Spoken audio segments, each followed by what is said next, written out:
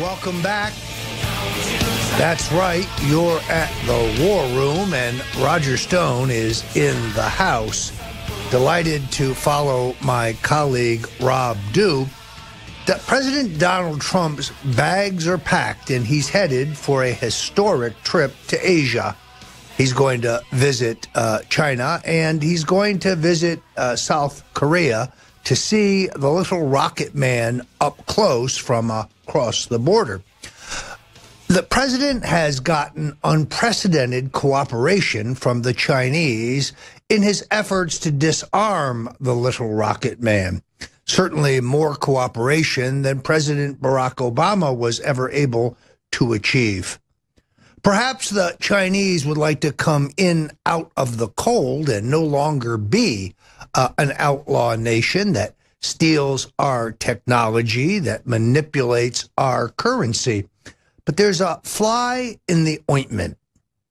We know that the Chinese leader, Xi, raised the question with President Trump first at Mar-a-Lago when he visited there on the eve of the president's unprecedented surgical strike on the Syrian airbase, but again at the G20 conference. You see, the Chinese would like to extradite a criminal named Miles Kwok.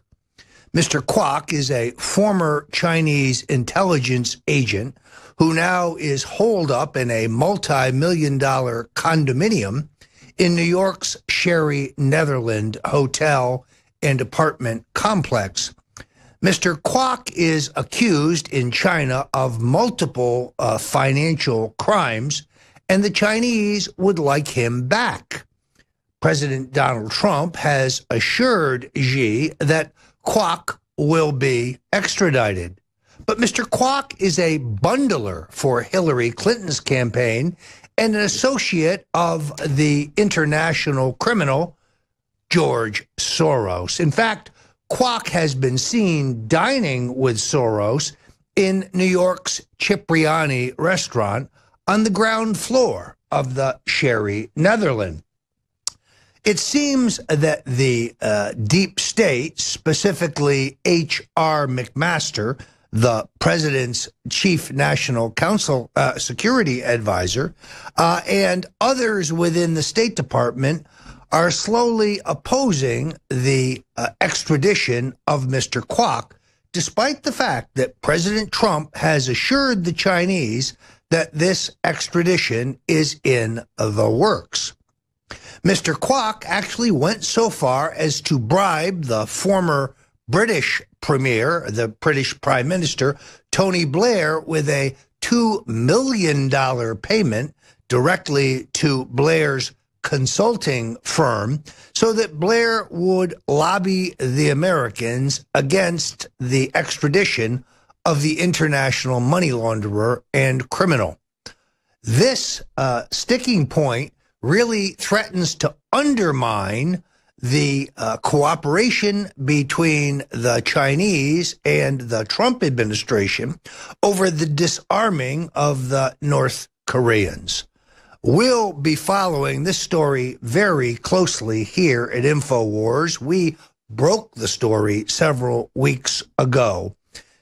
We will be back to you with an update on the question of whether Miles Kwok will be able to undo the unprecedented progress President Donald Trump has made with the Chinese.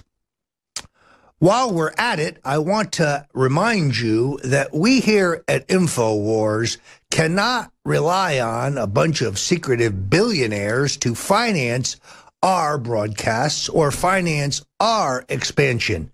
Media Matters for America may soak George Soros for multi-millions, but we here at InfoWars must depend on you and other like-minded patriots to not only keep these broadcasts going strong, but actually fulfill Alex Jones's plan to expand to even broader programming.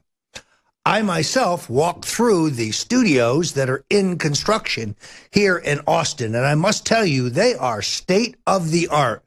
Nothing like I've ever seen. CNN, Fox, they would not hold a candle to what Alex Jones is building, but we cannot do it without you. So I ask you to go to the Infowars.com store now and give us your support.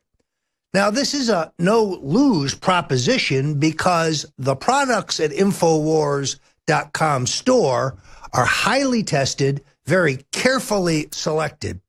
Alex Jones will put nothing on the site that isn't the very best all-natural ingredients. You can find other male formulas, for example, but you won't find anything better than Super Male Vitality.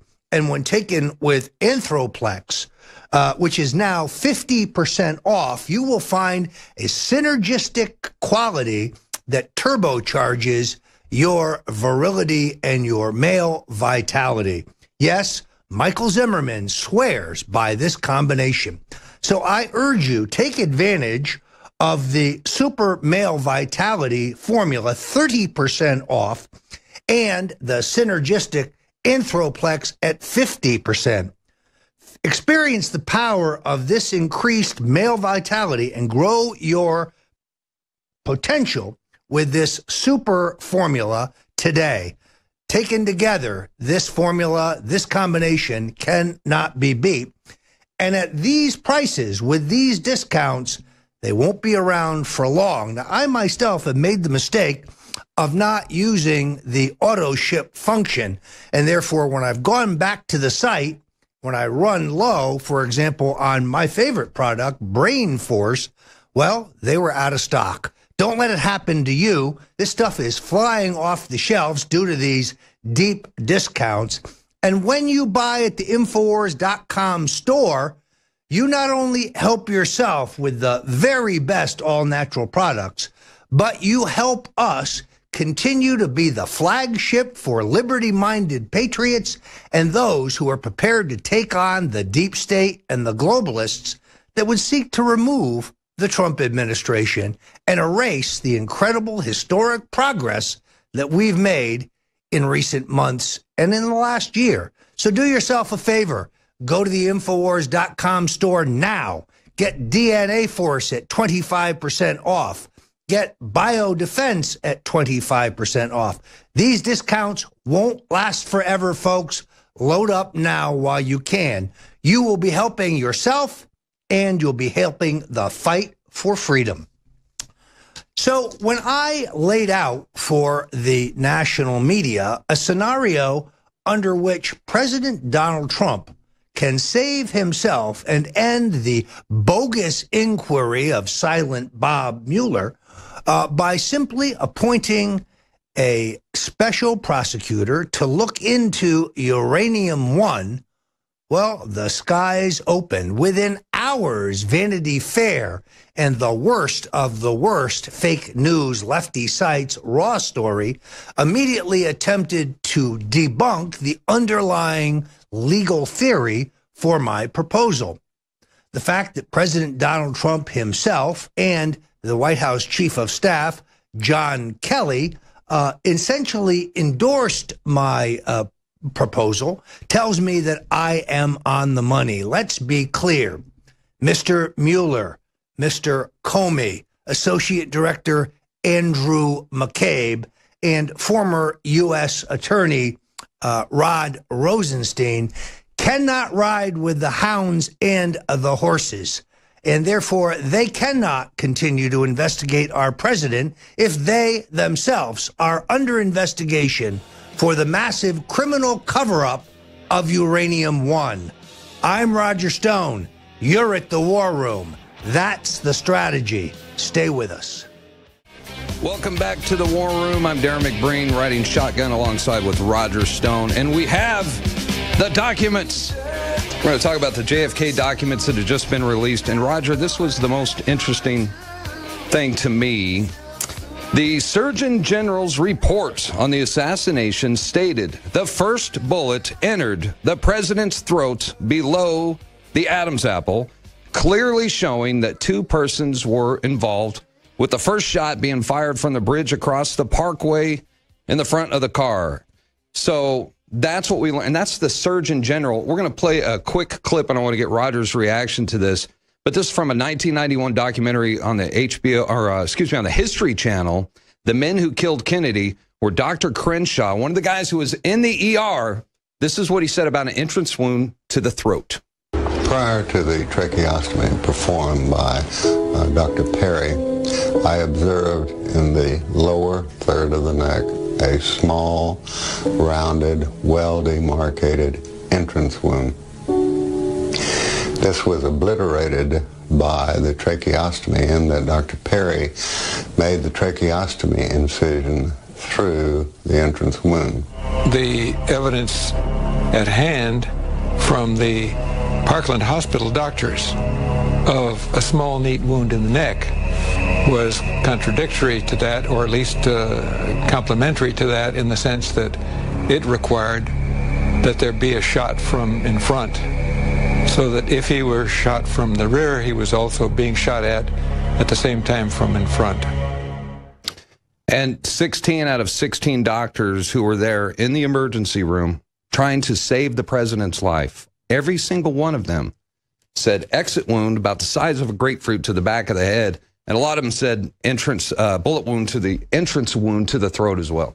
Well, we also know that Gerald Ford, as a member of the Warren Commission, at the specific request of FBI Director J. Edgar Hoover, in his own handwriting, in pencil, takes the official autopsy document, the diagram, and removes the description of the wound in JFK's upper back to his neck in order to accommodate the phony single bullet theory. That's right. When confronted by the New York Times almost 30 years later as to why he made this change, Ford said, well, the American people needed closure.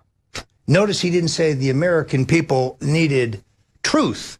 No. So I think you have hit on the key point here, Darren, which is JFK was shot from the back and the front. That's right. That means multiple shooters, and that in itself means a conspiracy. And nobody was even allowed to look at the actual photographs from the autopsy. They gave him drawings. Yeah, Senator Arlen Specter told me in 1982 that he was incensed with the fact that they would not supply him with the actual X-ray photos, nor would they allow him the X-rays, the medical records themselves, that they gave him artists' renderings of the X-rays.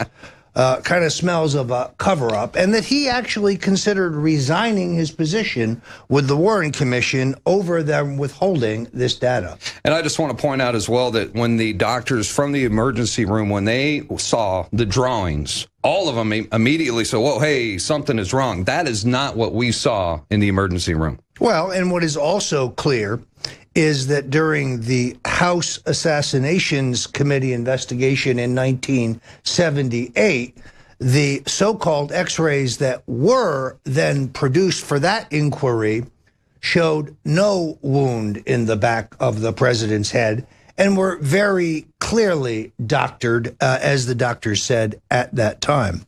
And they didn't allow any of the doctors who were there to testify. I mean, you'd think you'd want the guys who were there on the scene. So they didn't believe those guys. Well, I think it's very important to understand that Texas law requires an autopsy performed by a state coroner, and that John F. Kennedy's body was removed at gunpoint by Secret Service agents who insisted on taking the body to Air Force One, where it theoretically was transported to Walter Reed Medical Center outside of Washington. There are many researchers who believe that the body was actually taken to Air Force Two, the plane that Vice President Lyndon Johnson had flown in on, and therefore the body arrived in Washington earlier than the aircraft carrying President now Lyndon Baines Johnson, former First Lady Jacqueline Kennedy, and of course Lady Bird, who, if you look in the videos, will see that she is all smiles on the plane. Now, we've all seen the famous photo of LBJ being sworn in as president. The problem is that legally no swearing in was required or necessary. Under the Constitution, LBJ became president at the instant that John F. Kennedy was declared dead. Okay. That photo that you see was a photo op. Right. It was LBJ's way of twisting the knife in Robert Kennedy, the then Attorney General, who LBJ actually called and asked him to get the official oath of office as a way of twisting the knife. Didn't he also request that Jacqueline keep what she was wearing, her pink jacket and everything? He wanted her to dress the same. Yes. He wanted her, more importantly, just to be there to lend the credibility necessary to his swearing in. His greatest single fear is that Robert Kennedy would object to his swearing in and blow the whistle on this entire charade. Notably, Jacqueline Kennedy writes that she decided to continue to wear the pink dress, kind of a Pepto-Bismol pink, which was stained with the president's blood because, quote, I want them to see what they have done. That's right. She writes later that she believes that Lyndon Johnson was a party to the murder of her husband. Interestingly enough, when Caroline Kennedy's book was to be published, the pre-publication publicity promoted the fact that she would ID LBJ as the murderer of her father. But when the book was actually published, that information was missing. Wow.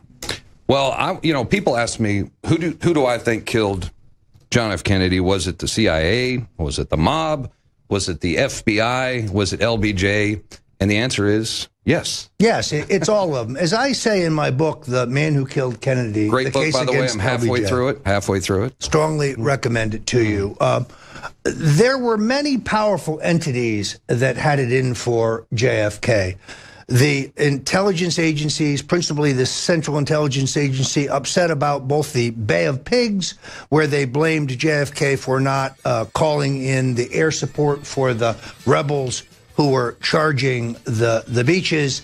The organized crime double-crossed over their financing of the Kennedy campaign, and Big Texas Oil upset about the oil depletion. It was the perfect storm, but make no mistake about it, LBJ was the man with the most to lose and, more importantly, the most to gain. That's right. We're going to talk about a second shooter when we come back. Welcome back to the War Room. I'm Darren McBreen, alongside with Roger Stone. We're talking about the JFK assassination, and I want to show you a clip now. This is from a banned episode. In 1991, the History Channel came out with The Men Who Killed Kennedy. There was 9 episodes in total, and this was the 9th one, called The Guilty Men, and it is banned. I've got the DVD set. It's not included. And they banned it for a reason. Most people, when they think of the assassination, they think of Lee Harvey Oswald, but hardly anybody has heard of Mac Wallace until now. Check it out.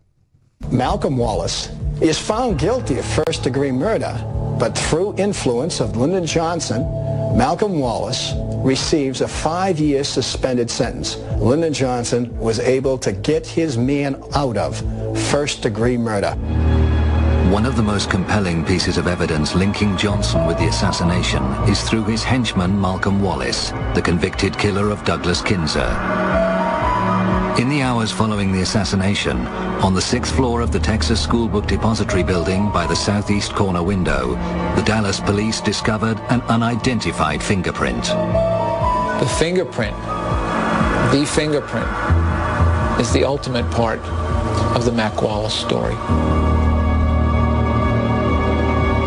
The FBI fingerprinted every Texas School Book Depository employee, including the women employees that worked downstairs, never handled the boxes. They fingerprinted every Dallas officer that was in the sniper's nest so that they could remove those fingerprints from consideration. At the end of the day, you have one fingerprint remaining. It sits in the National Archives for 35 years, until 1998. An investigator takes it to a highly qualified, certified latent print examiner, a CLPE, along with a redacted fingerprint card from Mac Wallace from the 1951 murder of John Douglas Kinzer. And he said, here's a print card. Do you see anything? Nathan Darby is one of the most experienced fingerprint experts in the United States, with 35 years service in the U.S. military and the City of Austin Police Department. I didn't know where it came from, and a week or 10 days later, I called the party and that had brought it over and said, well, it's a match. The finger that made the ink print also made the latent, and we call that a match or identified. And there was no question about it. They matched. It's a match. No question about it. That was Nathan Darby, and he was one of the most experienced fingerprint experts in the United States. Been working, doing this job for 35 years, and he said there was no question about it. And the thing to me, Roger, is fingerprints on cardboard don't last very long. I mean, he must have been in there and real soon after they took those fingerprints. Well, and the important thing to understand is that no less than 6 witnesses tell either the Dallas Police Department or the FBI that they see a man standing in the 6th floor window of the Texas School Book Depository. With the glasses. And that man is heavy set, balding, and wearing glasses. One even identifies them as horn rim glasses. Mm-hmm. Of the 6, 3 identify a second man who they say is dark complected, either Hispanic or African American, and some go so far as to identify the clothing that the heavy set white man is wearing as a tan jacket and light colored trousers.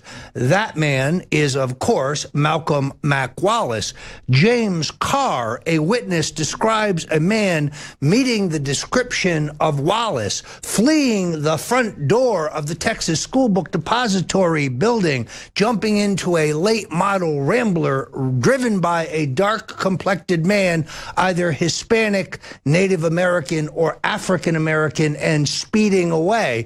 Mr. Carr would have no less than 7 attempts on his life after reporting this to the Dallas police. No, I think the evidence is overwhelming that Malcolm Mac Wallace, a man who had killed for LBJ previously, convicted of murder in 1951, is the shooter from the 6th floor of the Texas School Book Depository, and the dark-complected man identified by 3 eyewitnesses is Loy Factor, who was later determined to be a Native American recruited by Wallace as a backup shooter, a man who was an expert marksman, but who claimed that it was not he who shot. Now, interestingly, Factor would volunteer one strange factoid. He said there was construction going on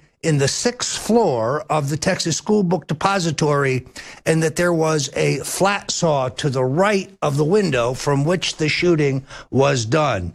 Indeed, we know from photographs there was indeed a flat saw. Loy Factor was there. So was Malcolm Wallace. And have you ever heard in your entire life of somebody being convicted for first-degree murder and then going on 5 years probation? Well, Malcolm Mac Wallace was defended at trial by John Cofer, the personal attorney for Lyndon Baines Johnson. That's right. Johnson himself holed up in a hotel room a block and a half from the courtroom. He wanted to make sure that this was done properly. I have checked. There is no other instance in the history of Texas jurisprudence in which anyone convicted of first-degree murder received a suspended sentence. And Wallace goes on to work for a defense contractor that would later become General Dynamics, would later become TRW, and gets a security clearance from that company on the personal recommendation of Vice President Lyndon Johnson. Convicted murderer with a security clearance. Hey, let's talk about the mafia connection, because Joe Kennedy had connections to the mob. No question. And there's also no question that with his assistance, or with the mob's assistance, they rigged Chicago in JFK's favor.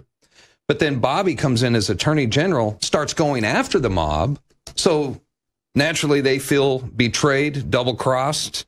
Well, Ambassador Joe Kennedy's ties were to the New York mob. In fact, he is partners with Frank Costello, controlling bootlegging from New York all the way to Maine. And he arranges a meeting with Sam Giancana and all of the mob chieftains that takes place in Chicago. At that meeting, he says, my son is going to be president, and you boys better get on board soon. I want $1 million, enormous money in 1960. It's interesting that Mickey Cohn, who runs the mob in Los Angeles, and Camel Humphreys, who runs the mob in Las Vegas, say, you know what? We're with Dick Nixon. We've been financing him from the beginning. We're out of here. And they storm out of the meeting. Giancana comes up with the $1 million, but there's a catch. Joe Kennedy agrees that the Eisenhower administration efforts to deport Santo Trafficante and Carlos Marcello, two of the crime chieftains, will end under a Kennedy administration. Well, John Kennedy is elected with the mob intimidating voters in Chicago and in West Virginia during the primaries. And then Kennedy goes after Marcello and Trafficante with a vengeance. And deports them. The mob is double-crossed, which is why they have an interest as well as the Central Intelligence Agency in the murder of John Kennedy. What did Frank Sinatra, JFK, Chicago mob boss Sam Giancana have in common? One woman. You want to name her? Judith Campbell. Judith Campbell Exner is the lover of all three. So it is inexorable that the Central Intelligence Agency, the mob, and Big Texas Oil all have an interest, but not as great an interest as LBJ in the eradication of John F. Kennedy. That's right. And I invite everybody, you need to check out The Man Who Killed Kennedy, The Case Against LBJ by Roger Stone. They can find it where? Amazon? Amazon, Books A Million, Attention devil worshippers. Attention meth heads. Attention Antifa scum. We're fully aware of the globalist funding and operation to push for a violent revolution in America. That's why InfoWars will be covering your so-called operations this Saturday live from 1 p.m. to 8 p.m. with exclusive streams at newswars.com, infowars.com, and prisonplanet.com. We'll have our intrepid team of reporters, analysts, and researchers here at the ATX Command Center in Austin, but we'll also have reporters on the ground in major cities. We will be there to chronicle these degenerate abominations as they attempt to launch their filthy Bolshevik Revolution Part 2, which will be a dead birth on arrival. So whatever you do, my fellow modern Paul Reveres of every race, color, and creed, spread the word to Infowars.com, Newswars.com, and our live coverage coming up this Saturday. Welcome back to the War Room. I'm Roger Stone. Thanks to my colleague Darren McBreen for a lively discussion of the impact of the recently released, still secret, classified JFK assassination documents. As you may know, Donald Trump is still wrangling with the deep state over a number of documents that were mandated by law for release, but are still in the process of being sorted as the deep state attempts to hold back, redact, that means black out, and censor a number of those documents. Already, however, we have discovered a number of glaring things we didn't know from the official report of the Warren Commission. You know, in my vast presidential campaign experience, I've had the opportunity to see a lot of presidential press secretaries. I remember Richard Nixon's Ron Ziegler, Jimmy Carter's Jody Powell, and more recently, President Donald Trump's Sean Spicer. But I've really got to tell you, I like Sarah Huckabee Sanders. This woman is feisty, she's precise, she's combative, and she doesn't take any crap. Let's take a look at this video. The last question, compromise, issue of compromise. what is the definition of compromise as it relates to slavery and the Civil War? Look, I'm not going to get in and relitigate the Civil War. Like I told you yesterday, I think I've addressed the concerns that a lot of people had and the questions that you had, and I'm not going to relitigate history here. When you left, and I'm going to ask the question again. Why don't you ask it in the way that you're apparently accusing me of being? I'm not accusing. I'm asking a question, Sarah. Seriously, the question is: does this administration believe? Does this president believe slavery was wrong? And before you answer, Mary Frances Berry, a historian, said, in 1860, there was a compromise. The compromise was to have southern states keep slavery, but the Confederacy fired on Fort Sumter that caused the Civil War. And because of the Civil War, what happened? The North won. I think it is disgusting and absurd to suggest that anyone inside of this building would support slavery. Peter. Yesterday from that podium. Sarah Huckabee Sanders, we love you. We love you. That's the kind of woman I like to see representing this administration, slapping down arrogant left-wing journalists with their stupid, absurd, and insulting questions. This continues, however, with one of the great intellectual giants of all time, party boy Don Lemon. He weighed in on this as well. Let's take a look. I asked a simple question. As they're supporting the Confederacy in these statues, and Robert E. Lee, the General Kelly saying, Robert E. Lee, do you think slavery was wrong? That is a legitimate question. Right. It wasn't to be smart or anything, and I wasn't trying to attack her. April, we get that. Of course it's a legitimate question. I was asking a legitimate question. Of course it's a legitimate question, and it's a very simple answer. She could have said, yes, absolutely, we believe that slavery is wrong. But she can't, because she's in a tough spot, because she has to defend someone who says that Robert E. Lee put the state over the country at that time. I think that's the definition of treason there. Compromise on what? And on both sides. Tim, I know you want to jump in here, but let me just give you this quote, and then you can take it away. Historian Frank Carrillo writes for the Washington Post, the White House loves a both sides narrative, especially one that conceals the vile racism of one side's ideology. Is that the problem here?